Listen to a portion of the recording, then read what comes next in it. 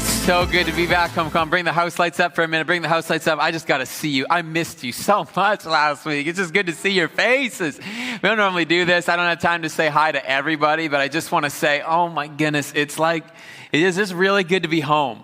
And Rachel and I love you. We're so happy to see you.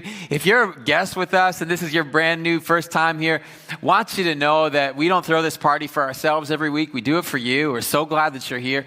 We hope you realize that we are not a group of perfect people. I know sometimes people walk in and listen, we're a happy church, like unashamedly. We don't walk in and be like, man, life is terrible. It's okay that we do have those conversations and we get real, but we do come together to celebrate our God. So there's usually a smile on our faces when you walk in.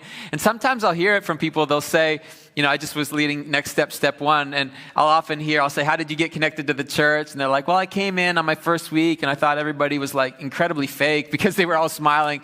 I just want you to know, we are a church that believes in doing life in the party and the pain. And so you're going to see smiles, but there is space for your realness in this place. And we're glad you're here, and we are not perfect, but we serve a God who is.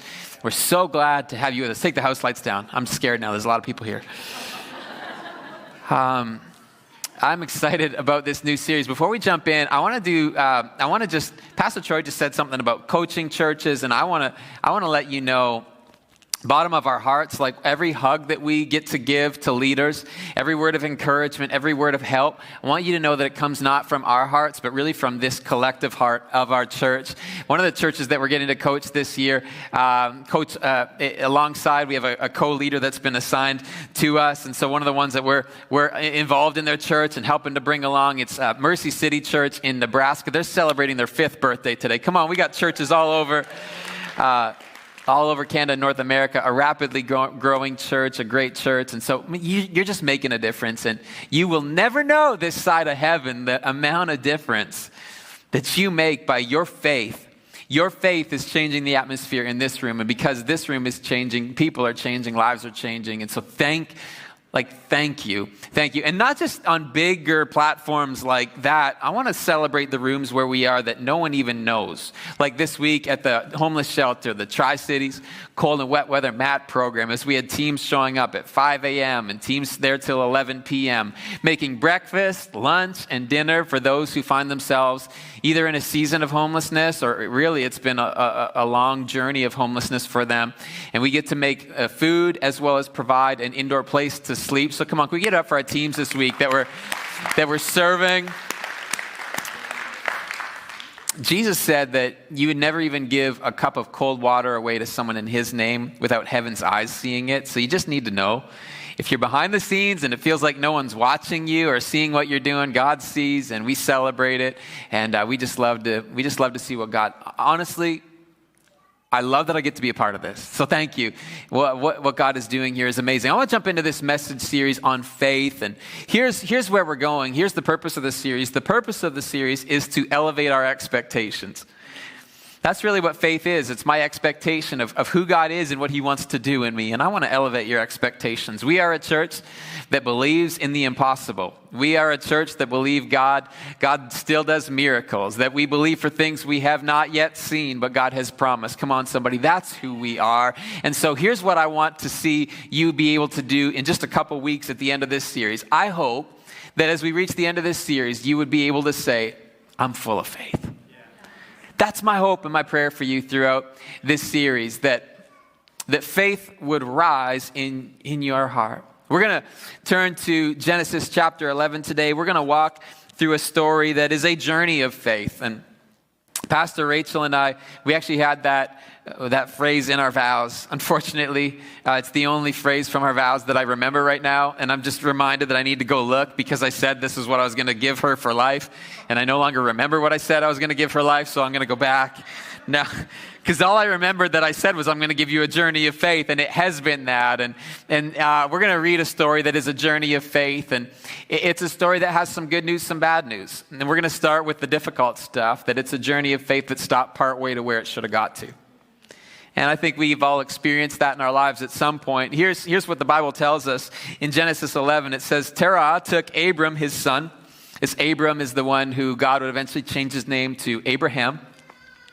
And so there's Terah and his son Abram, and Lot, the son of Haran, his grandson, and Sarai, his daughter-in-law, his son Abram's wife. And they went forth together from Ur of the Chaldeans to go into the land of Canaan. That's a whole lot of people and places to remember. Let me break it down for you. We got grandpa, we got a son, got the son's wife, and we've got a nephew, and they're all on the journey together. It's family travel. And how many know family travel is not easy? Come on, you know family travel is not easy. This last Saturday, we got on a plane to Jacksonville, and we only had one of our kids with us, but even with one, Wylan, our 1-year-old, family travel is not Rachel and I as our best selves. You just I hope that you never have to see us on a plane because it's kind of us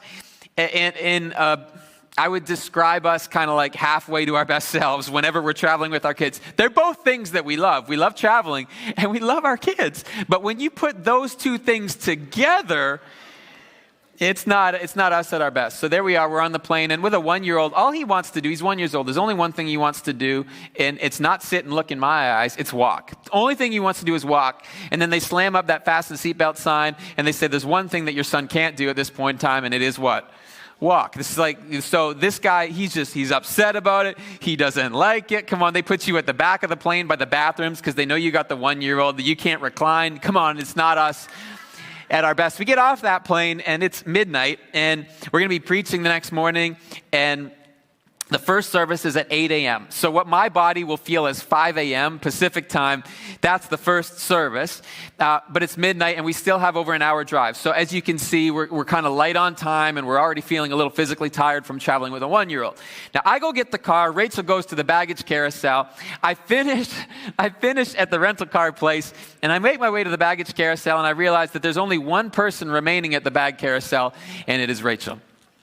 And I think what this means is that we've got a problem. You know what I'm saying? Like if she's the only one left and she didn't come find me, then we've got a problem. Sure enough, that the one bag we had to check, which was Rachel's bag, is somewhere in about Houston. And they said to us, you're not going to have your bags.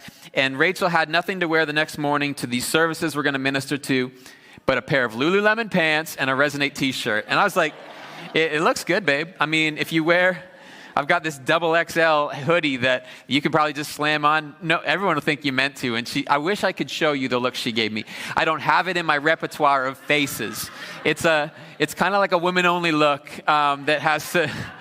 I wish you could see it. Family travel. It's tough. Now, there we were on Thursday. We're traveling. We're going somewhere with this, trust me. But I'm just needing to, this is like a bit of, I could go to pay a lot for counseling or we could do this, one or the other. And so Thursday we get on the plane to come home and there's this couple that's sitting next to us and they are engaged in the same sort of travel with kids issues that we had on the way there. Like they're not at their best selves. The wife asked the husband for a gummy bear, and the husband, I'm not making this up in any way, he turns to her and he says, no more gummy bears until we're in the air.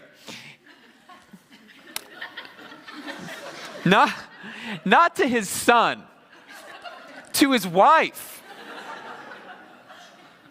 I want you to imagine what would happen if you were to say to your spouse or to another grown adult on a crowded plane in a very loud voice, no more gummies till we're in the air.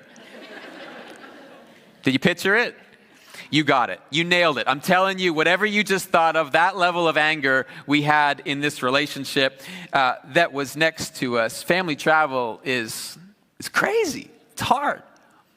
Maybe this is the reason why we run into some problems in Genesis chapter 11, because the Bible is going to tell us that they're not going to make it to the place that they wanted to get to. I don't know if it was because of discouragement. I don't know if it was because of fear. I don't know if they had gummy bear issues and some sort of family fight. For whatever reason, they're not going to make it. Watch this. In Genesis 11, it says, they went forth together from Ur of the Chaldeans. Where were they going? They were going to the land of Canaan. They know where they're going. They've got high expectations. But then we read, when they came to Haran, they settled there. Now, from the moment that he settles until the end of his life, we read nothing more about this man. All we read after this moment he settles is this: the days of Terah were 205 years, and Terah died in Haran. This is a little bit heavy, but this is true. He died in the place he settled.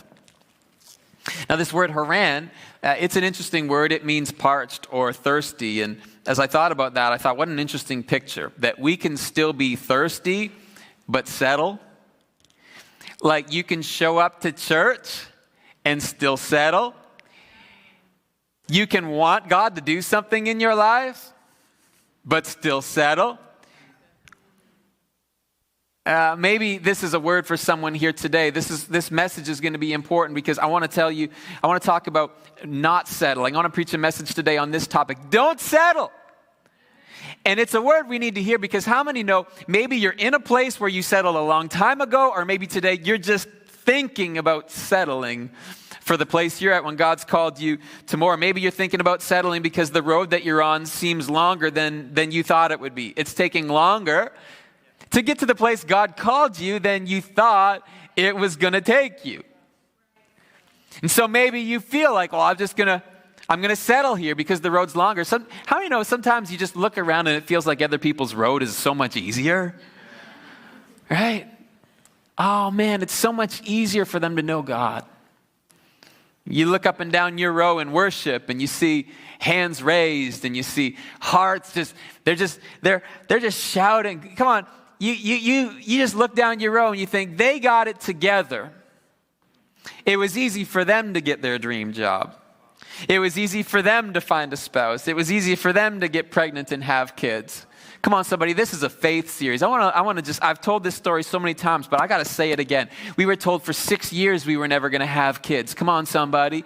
That's why the middle name of our oldest child is Miracle. We serve a God who does miracles. And if you've been through the months of tears and you've been through the years of tears, I'm standing here before you today. We serve a God who can still show up and work a miracle in your life. And we're joining our faith together in this series because maybe you feel like you've settled and your faith is stuck. Come on, there's still a vision of where God's called us to be.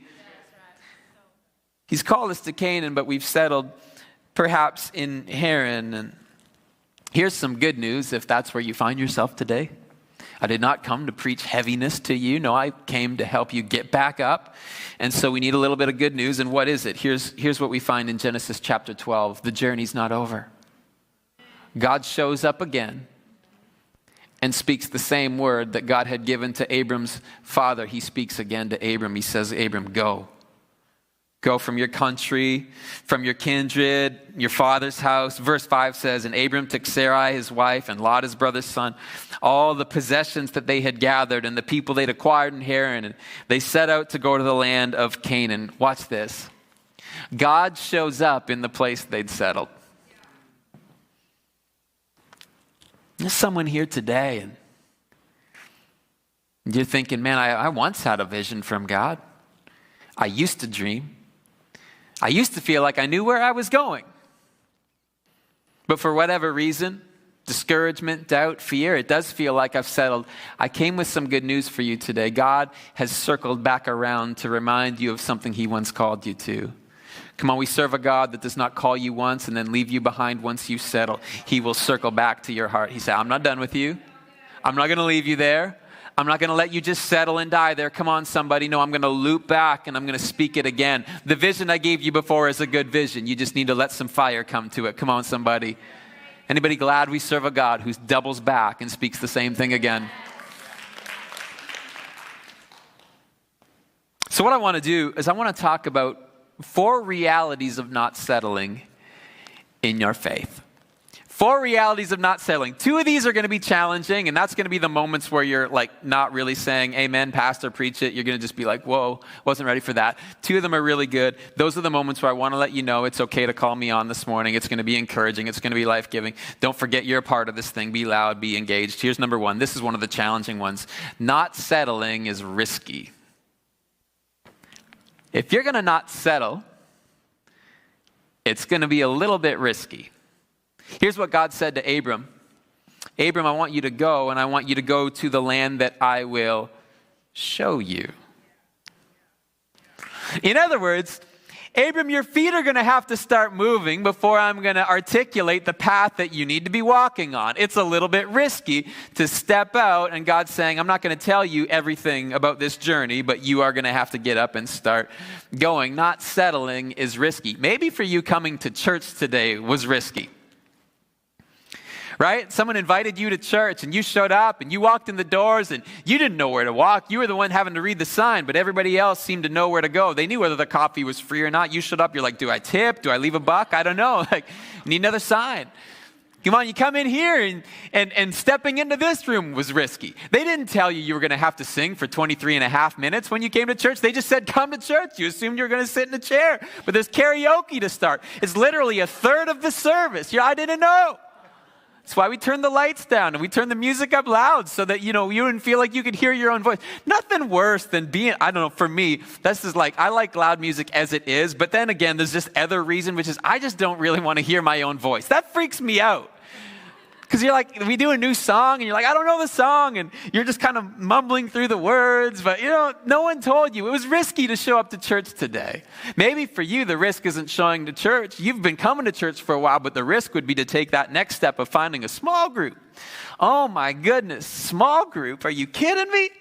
I thought church was an hour on Sunday. And that I'd done my part. Come on, somebody. But then God's starting to like pull on your heart a little bit, like there's more for you. Like there's just like a journey. And I was talking to someone. I was preaching last week at this church in where were we? St. Augustine, Florida. It's great. It's a great church. I had this whole huge point in the message I was talking about relationships, and I was talking about two of the things that stand between us and the right relationships, and one was busyness, and I don't remember what the other one was because that point wasn't really as good, but busyness was a big one. And I'm like, you're just saying you're in a busy season, and it's really difficult, and busyness, like I said, busyness is always our excuse for not doing the things that God says that we should do with our lives. We just say, hey, I'm busy, I'm busy, I'm busy.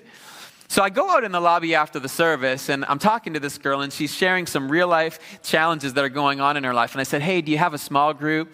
And she said, no, I'm busy. And I'm like, did you hear the message? Like, were you in the service? And so what's amazing was I told both the second and the third services about that girl, and then I told them, I'm like, listen, if you're going to tell me something in the lobby, I'm not going to use your name, but I'm going to tell your story, okay? Just like, you need to know. I'm busy. No, we're busy. And so maybe for you, it's like small groups. That's risky.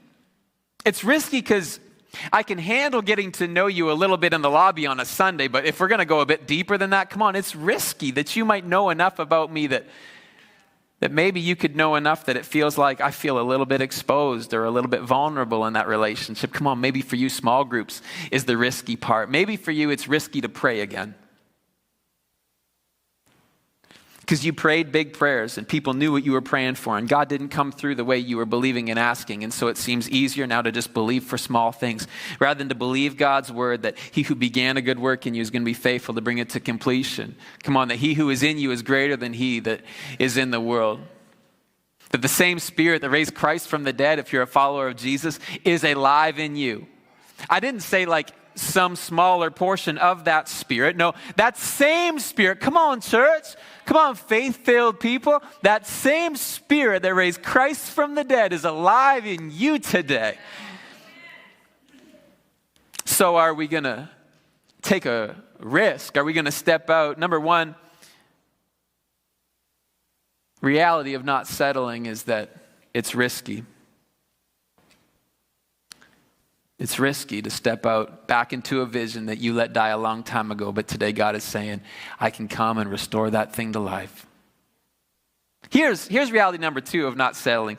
The first one was a bit of a challenge. It's going to be risky. Here's one that's encouraging. Not settling is exciting. It's better. Not settling is exciting. Here's what God says to Abram. Abram, I'm going to make you a great nation.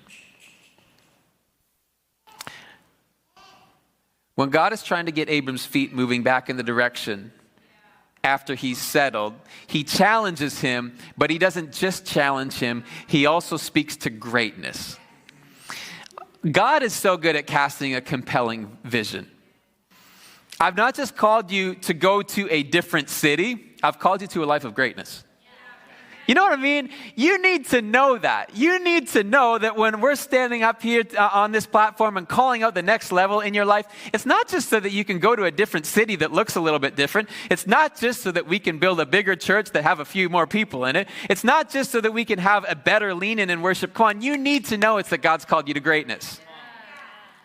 Not my words, his. God's got more for you. We need to understand that if we're not going to settle, one of the realities of that is it's going to be exciting. Could you open up your heart today to a little bit of future excitement? You know what I mean? Sometimes when you're in the struggle, it just feels like it's never going to be soaring again. Honestly, Rachel and I have these moments. You need to know this. I think we have one of the funnest, most exciting lives you could ever have. We have 3 incredible miracle babies. We have a great church that we love to be a part of. You need to know from time to time we sit on the couch and we say, is it ever going to be good again?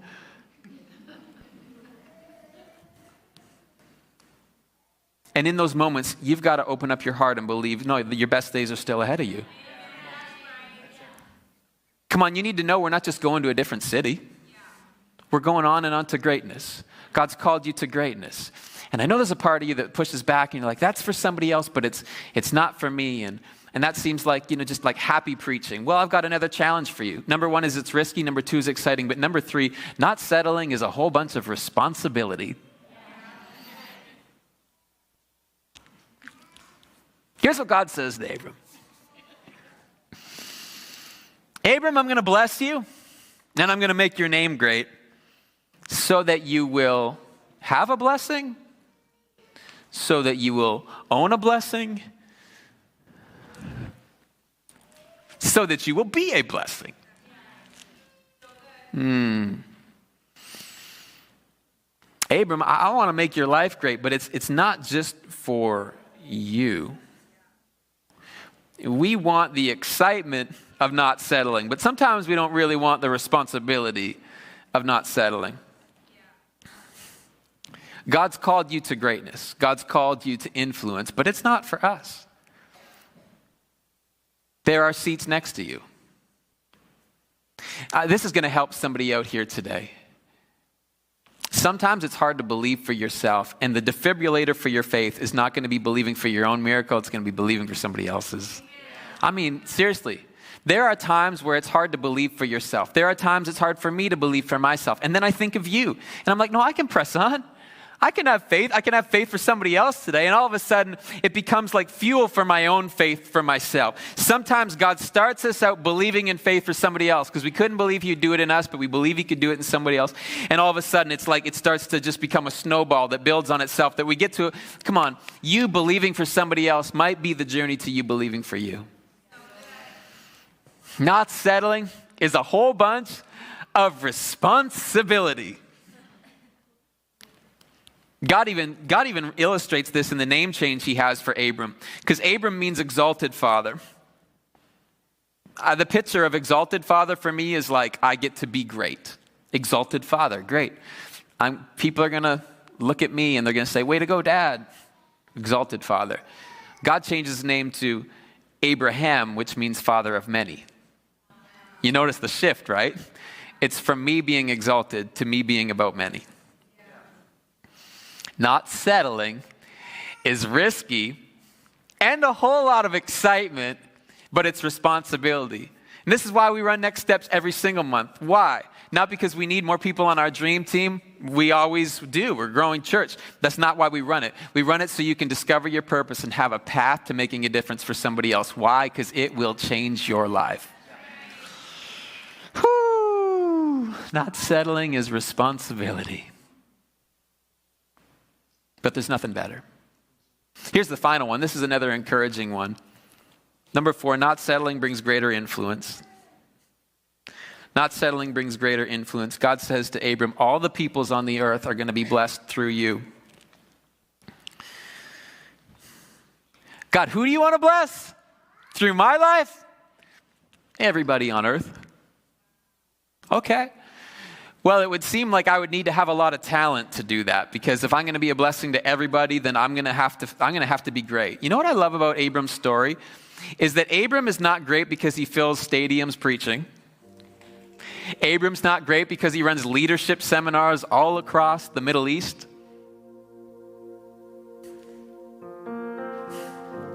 What's Abraham known primarily for?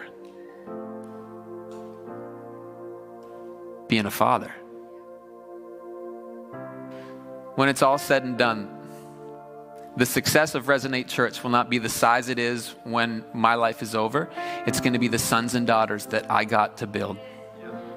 It'll be the sons. Listen, your ministry calling, the success of your ministry calling is not going to be the size of your ministry team. It's going to be the hearts of the sons and daughters that you raise. Because we can build a great church that will last for a generation, or we can raise sons and daughters that raise sons and daughters that raise sons and daughters that raise sons and daughters. You say, God, how could you use me to influence the world? It will not be the platforms. I'm thankful for platforms. It's great. Easter's coming. We're like 8 weeks away. How amazing and scary is that dream team that we're 8 weeks away from having a service at the casino? It's kind of scary. It's coming quick. Platforms is not our greatest influence. Sons and daughters are our greatest influence. Come on, sons. And I'm not talking about like, you're like, I'm like 15. I'm not, I mean your spiritual influence.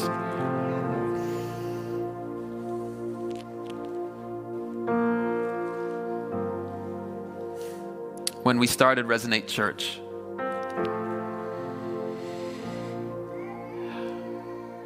I feel like God did the same sort of thing with Abram, where it was like, just start your feet moving, and I'm going to show you some things. Now to the place where when I think about what God's called us to, it really does seem like Canaan, and there's a lot of days we want to stop in Haran. Really.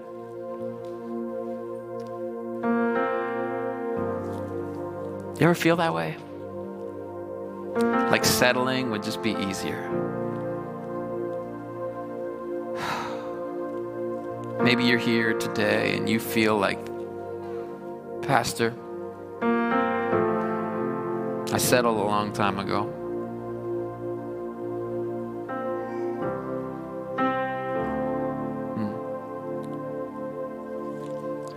I came today for you.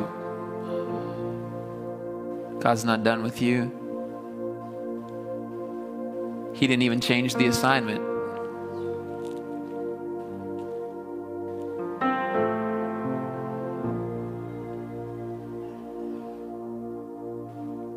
Maybe you're here today and you've been feeling like settling. You've been feeling like settling in an area of integrity in your life. You've been feeling like settling for less than the dream God's put in your heart. You've been feeling like settling in your faith. You feel like just pulling back a little bit. And God says, no, come on, son. Come on, daughter. Don't stop in the place where you're thirsty but not willing to get after it. So God, I pray for your house today. I thank you, Lord, for this room. I thank you that we are not here for us, we're here for you, and we're here for the people that you've called us to reach. And God, birth something in our hearts today that's bigger than us. God, do it again. Do it again. Do it again. Speak again. Build faith again. Raise us up again. Restore our eyesight to believe that it's possible again. Not so we can be great, so that we can